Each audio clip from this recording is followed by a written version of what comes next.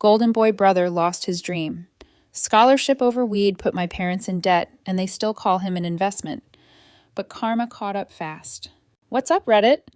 So apparently my life turned into one of those trashy CW dramas where there's always a golden child and a screw-up sibling. Guess which role I got stuck with?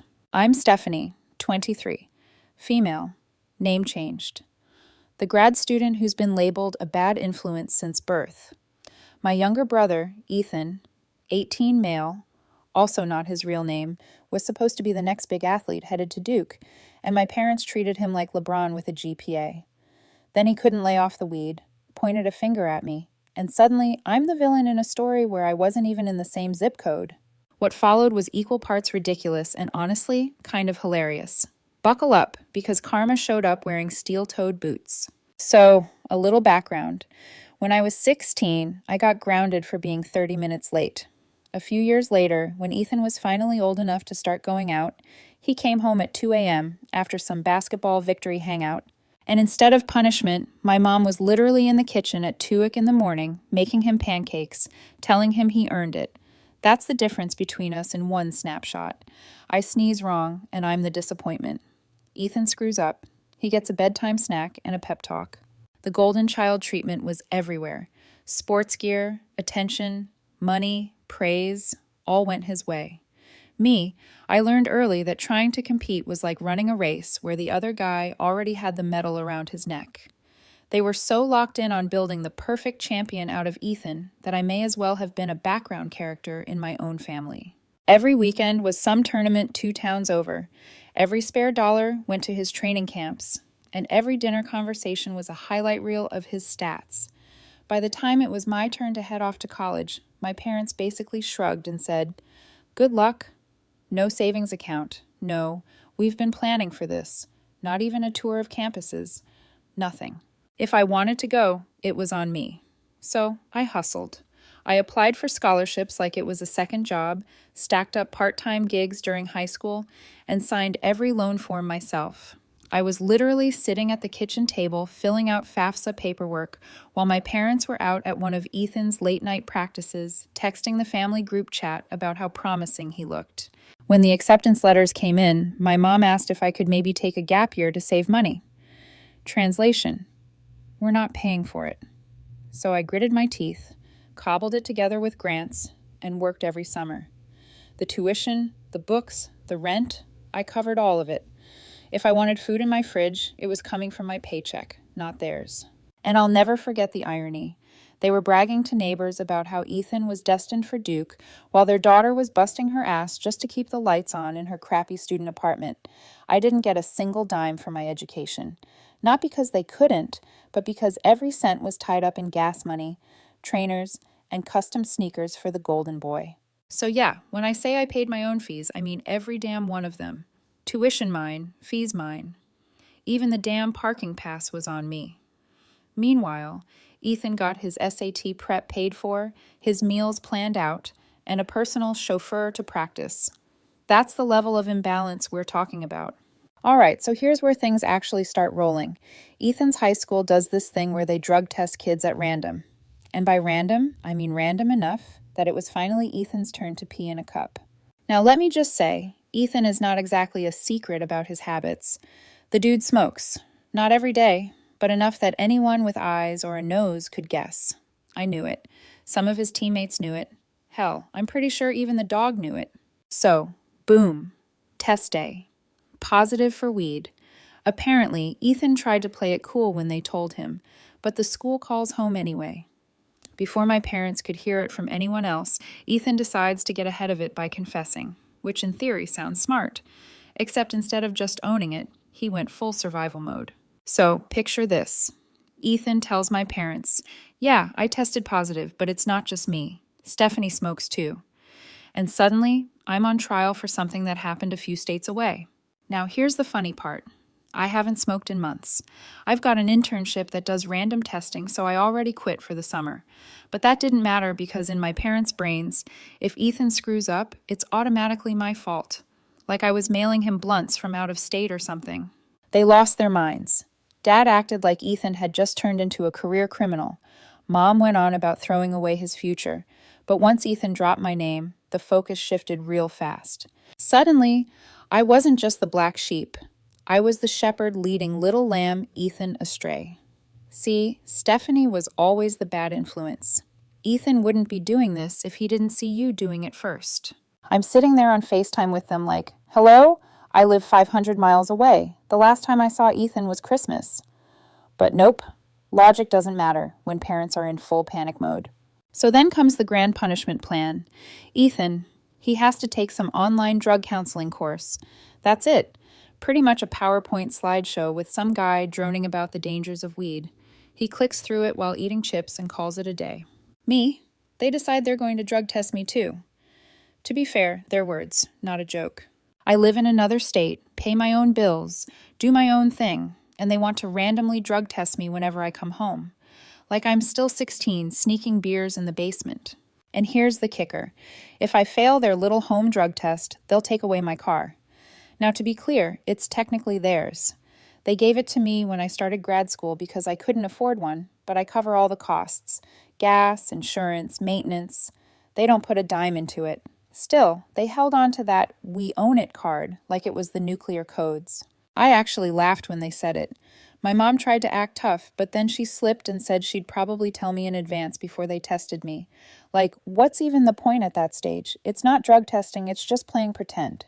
Meanwhile, Ethan's sitting in the background looking smug as hell. Dude just ratted me out, and now he's watching me get dragged. He's got this little smirk like he just pulled the heist of the century. I wanted to reach through the screen and smack him. Ethan's punishment was basically a slap on the wrist. The school wasn't going to call the cops or anything. No record, no suspension. He just had to click through his counseling course, and that was it. Done. Over. But my parents acted like his life was hanging by a thread, and mine was the scissors. Every time Ethan made a face or looked upset, they'd remind me how I set a bad example. Like, nah. The kid failed a test because he's dumb enough to smoke when he knows he could be called. That's not on me.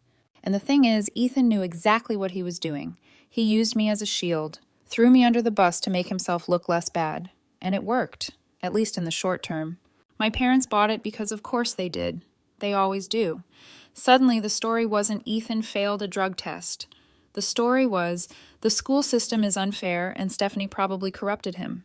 They were telling relatives that Ethan was so stressed from being scouted for sports. And of course, kids make mistakes. But he still had such a bright future. Meanwhile, my name kept getting dragged into every sentence like I was Voldemort. You know, Stephanie smoked too. That's where Ethan got the idea. Ethan's just under pressure because he's chasing scholarships. Stephanie never understood that kind of pressure. It was like they were rewriting history in real time, turning Ethan into the victim and me into the bad guy. And the crazy thing, they actually seemed proud of him for owning up to failing the test. Like he was brave. Bro, he only confessed because the school already had the pee in the cup. Every phone call from my parents had the same vibe. Scold Stephanie. Reassure Ethan. My mom literally said to me, "We just want to make sure you don't drag your brother down with you." I'm in a whole other state pulling 60-hour weeks at my internship, clean as a whistle, because I have to be for my job. But sure, I'm the one sabotaging his varsity career from afar, apparently using telepathic blunts. And then came the big one, college acceptance season. If there's one thing you need to know about my parents, it's that Ethan's college prospects were their entire personality. My dad would bring it up in line at the grocery store. Yeah, my younger boy's got scouts from Duke calling him. Full ride, you know. Oh, and my daughter's in grad school somewhere too. They weren't just bragging either. They'd been grooming him for this Duke program since he could dribble. My mom turned into a full-time chauffeur, shuttling him to private trainers, weekend tournaments 3 towns over, and nutritionists who charged more per hour than I made in a week. Dad was out in the driveway at 6 o'clock in the morning rebounding shots for him, rain or shine, like he was coaching the Lakers instead of a lanky teenager with a half-decent jump shot. Every family decision, vacations, finances, even what kind of car to buy revolved around what's best for Ethan's future. If he had a game, we all had to cancel plans. If he had practice, dinner waited. The message was loud and clear. His education and basketball dreams weren't just his priority, they were everyone's priority. They had him on this pedestal so high, I'm surprised he didn't get altitude sickness. His scholarship was the crown jewel, the ticket that proved they raised him right and that all those years of ignoring me had been the correct parenting strategy. So after the drug test fiasco, they went into full PR mode. They started monitoring Ethan like hawks, but also protecting him at every turn. "We're not going to let one slip up ruin everything," my mom would say, like the universe had conspired against him. And I mean, I get it. Drugs and sports don't exactly mix. One bad test can tank your eligibility, and colleges like Duke aren't about to risk their program's reputation on a kid who can't keep it clean. My dad read one article about athletes losing scholarships over weed and acted like Ethan had been caught trafficking heroin across state lines. Suddenly, his biggest fear wasn't that his son was messing up his own health. It was that their golden ticket to a free education might disappear. So what do? Do they sit Ethan down and tell him to grow up? Of course not. Instead, they start rewriting the narrative. They told the school it was just a false positive. They told the neighbors that kids make mistakes. And when it came to explaining why Ethan might have tried weed in the first place, oh, they had the perfect scapegoat. Me. "You know, Stephanie was smoking too. That's probably where Ethan picked it up. Ethan's just under pressure because he's chasing Duke. Stephanie never understood that kind of responsibility." Problem was, everyone knew he'd been smoking. The lie was never going to hold up if anyone looked closer. I swear they were bending reality in real time. Somehow Ethan failing a test became another opportunity to remind me that I was the family disappointment. The messed up part? Ethan loved it. He was walking around the house like he'd pulled off some heroic sacrifice instead of just failing a basic urine test. He even said to me on FaceTime, smirking, "They think you're the reason I tried it. Thanks, sis. You really took the bullet for me." Yeah, buddy, keep thinking that. Keep smoking too. Because while they were treating you like a misunderstood prodigy, I knew something you clearly didn't. Those top athletic programs test harder than your high school ever did. And unlike mom and dad, they don't make excuses. And here's the part that really made me laugh. They were still threatening to drug test me every time I came home. Like Ethan's the one who failed, but I'm the one who might lose my car if I don't pee in a cup on command.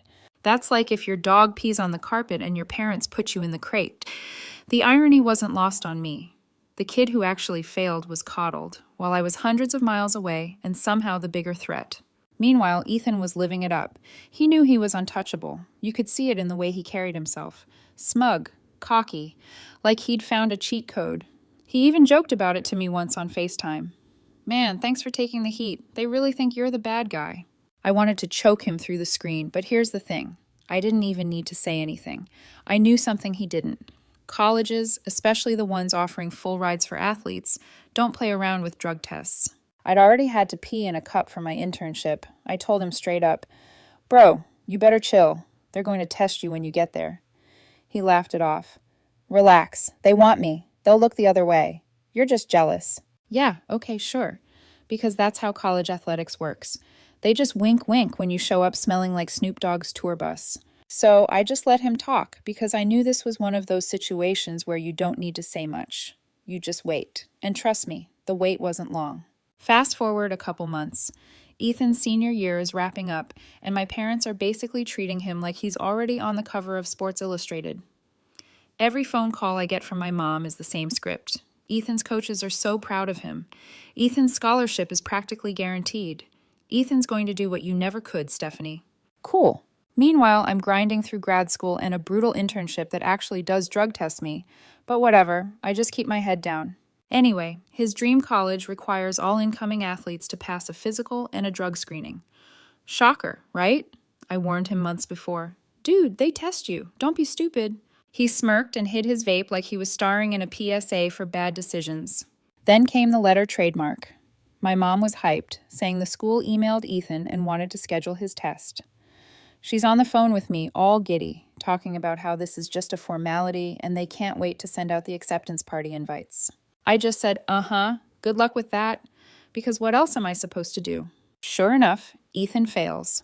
Not like borderline fails, full-on fails. Dude probably hotboxed the bathroom before the test. When my mom called me after, I swear she sounded like she just watched her favorite football team lose the Super Bowl in overtime. "They took back the scholarship," she said. "They can't offer him a spot on the team anymore." I literally had to put the phone down because I started laughing. Not a little chuckle either. Full laugh. Like Joker in the alley laugh. Of course, my parents didn't find it funny. Dad went off about how these schools are too strict and how Ethan's whole future was being ruined by one mistake. Keep in mind, this is the second test he's failed in like 3 months. But sure, just one mistake. And guess what? They still somehow made it my fault. Ethan couldn't pass the blame, but my parents looked me dead in the eye and said I'd probably been a bad influence on him. Like, never mind the fact that I'd been off at school 2 states away, grinding just to cover my own tuition and rent without a dime of help from them. Apparently, Ethan failing a drug test was because of me. And then, as if that wasn't insulting enough, my dad actually had the nerve to suggest that I should give them money so they could make a donation to Duke University and smooth things over with admissions. That was his grand plan. Not to hold Ethan accountable, not to let him face the consequences, but to try and buy his way back into Duke with my hard-earned cash. It wasn't that they had no money, it was that every extra dollar went straight into Ethan's sports pipeline. Priorities, not poverty. Ethan, meanwhile, was devastated, not because he regretted smoking. Nah, he was pissed he got caught. He stomped around the house like Thanos just snapped his scholarship away. My parents were acting like the world ended. I guess in their heads it did, because their golden child's whole identity was tied to that scholarship. They had been bragging about it for months, told every neighbor, every distant cousin, probably the cashier at Target. Now they had to face the music. I heard my mom crying in the background about how embarrassing it was to call Aunt Karen and admit Ethan wasn't going to dream you after all. It hit me right then. This wasn't even the end. This was just the start of the crash, because my parents weren't about to accept that their golden boy had messed up his own life. No, they were about to go full ride or die to keep him on that pedestal. A week later, my dad calls me up.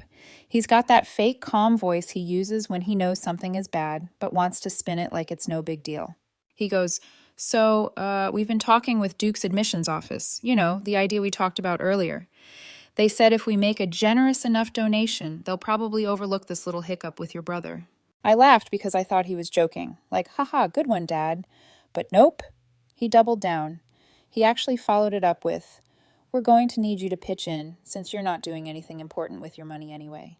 You've been paying your own way through grad school, right? Well, just think of it as helping your brother get the future he deserves. I just sat there in silence for a second, my brain buffering like an old dial-up modem. They never gave me a single dime for college. I worked 2 jobs, ate ramen for dinner 4 nights a week, and juggled classes with night shifts just to keep the lights on. And now, after years of ignoring me and throwing every spare penny at Ethan's sports obsession, they wanted me to cough up the little I had so they could bribe Duke to take him back. I told him flat out, No, absolutely not. I paid for my education on my own because you wouldn't help me, and I'm not about to fund Ethan's second chance because he couldn't stop smoking weed for a month. That's when my dad lost it. He snapped, started yelling that I should be ashamed of myself for not standing by my family. Ashamed. The man who sat through every single one of Ethan's games and couldn't even tell you what I majored in was suddenly lecturing me about family loyalty. The sheer audacity of that phone call.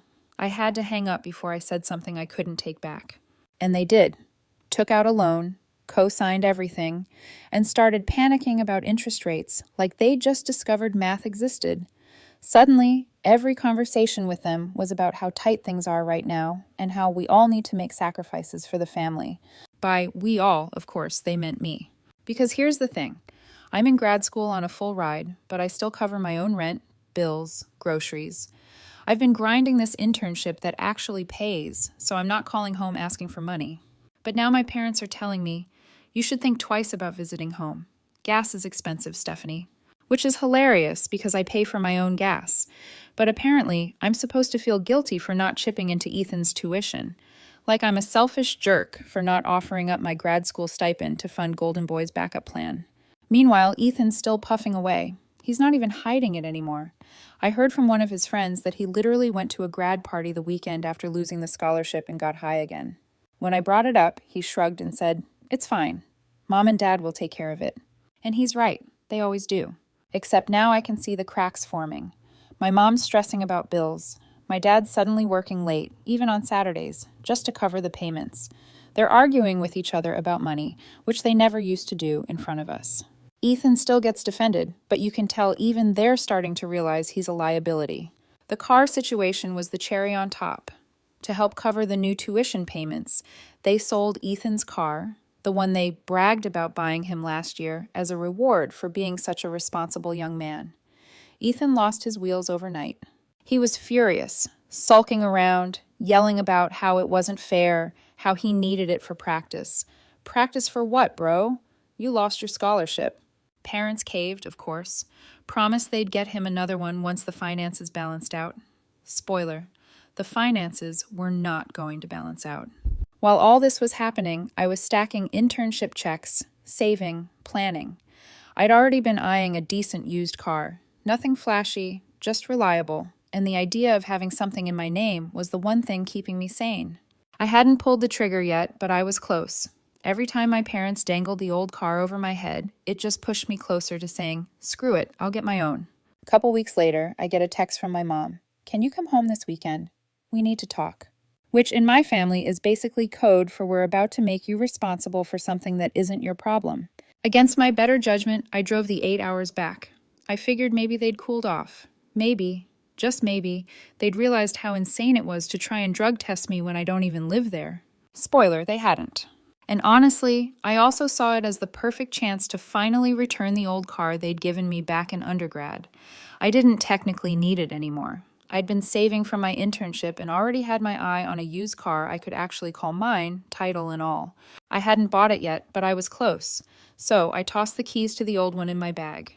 If nothing else, I could drop it on their driveway and finally be done with their little power trip.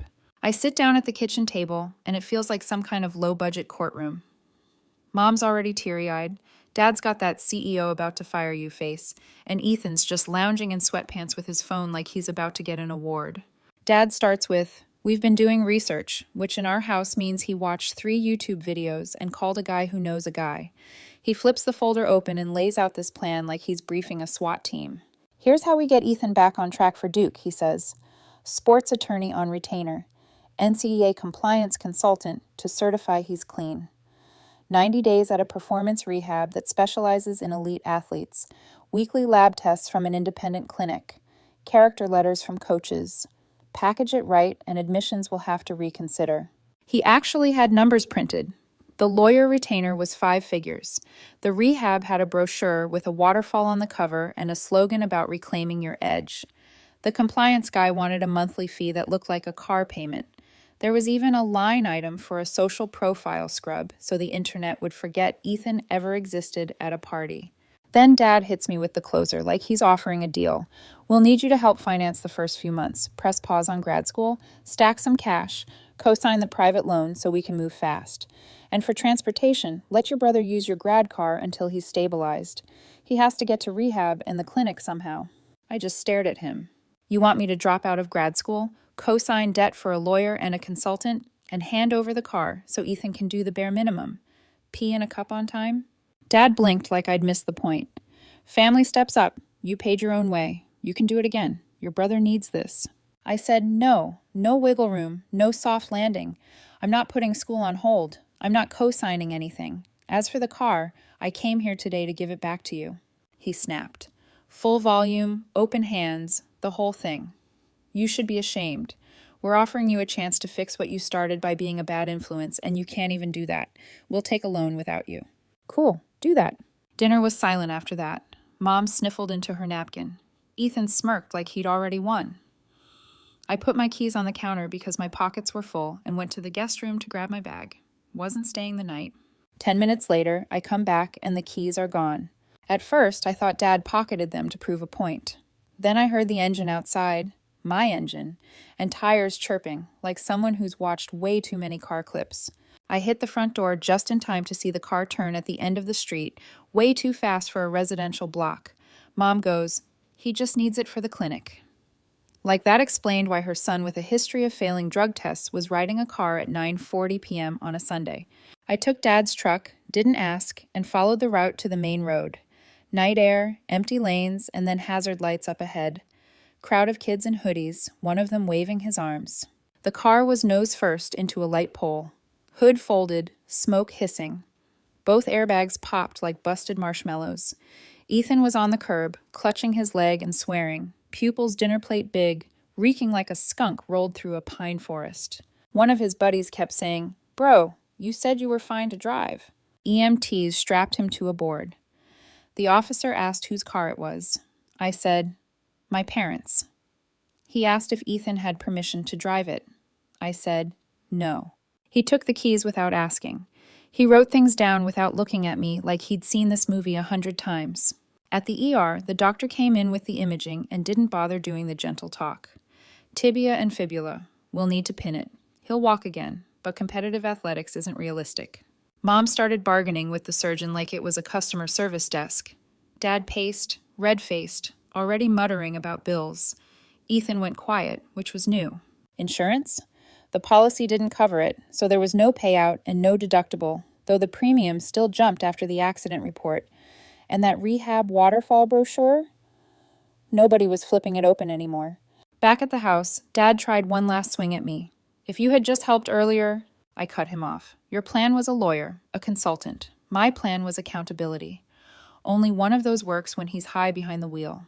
He didn't answer. Couldn't really. In the end, they didn't get a single dime from me. I stuck to my no, and that was that.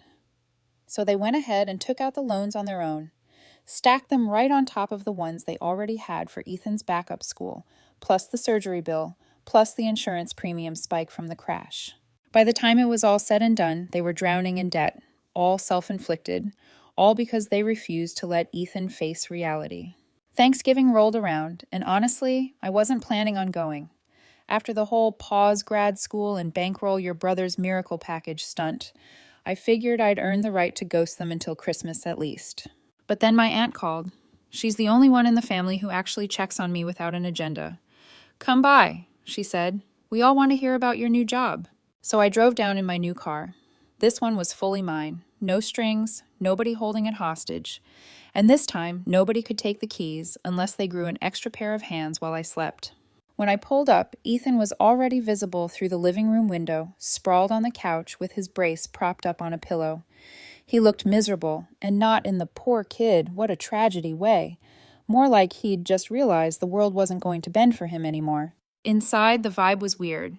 Normally, family gatherings were basically highlight reels of Ethan's future. Dad bragging, Mom gushing, Ethan grinning like a politician at a fundraiser. This year, silent.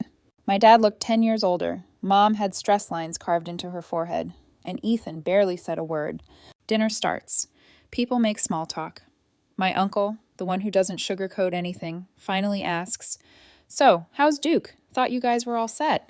You could feel the oxygen leave the room. Mom fiddled with her napkin. Dad cleared his throat and mumbled something about plans changing and exploring other opportunities. Meanwhile, Ethan stared at his plate like the mashed potatoes had all the answers. Then my aunt, bless her, decides to stir the pot. She looks right at my dad and goes, "So, how's all that tuition working out? Must be tough with Duke off the table." You could have heard a pin drop. My dad's fork froze halfway to his mouth. Mom started rearranging the green beans like they were suddenly the most fascinating thing in the world. Ethan shifted on the couch, his brace clunking against the coffee table. Dad clears his throat. We've had to make some financial adjustments. Loans, but it's an investment." He said investment like he was pitching Shark Tank, but his eyes looked tired, like a guy who's been calculating interest rates on the back of junk mail. Aunt just raised her eyebrows. "Loans for Duke when he's not even going there?" She didn't even sugarcoat it. That's something. You could practically see Dad shrink 2 inches in his chair. My mom mumbled something about how Ethan's worth it. Meanwhile, I'm sitting there, quietly chewing on turkey, watching the whole empire of denial collapse in front of extended family. And then the twist of the knife. Aunt turned to me. "Stephanie, you're finishing grad school soon, right? Didn't you just get a job offer?"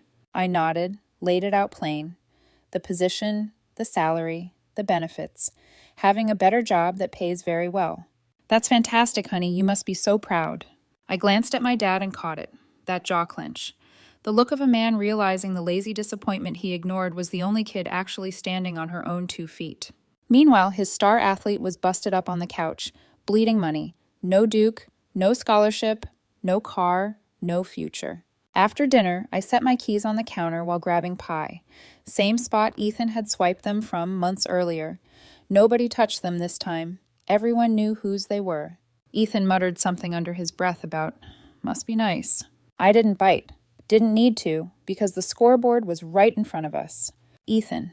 No Duke, no scholarship, no car, no sports career. Parents drowning in debt from lawyers, rehab consultations, surgery, and loans.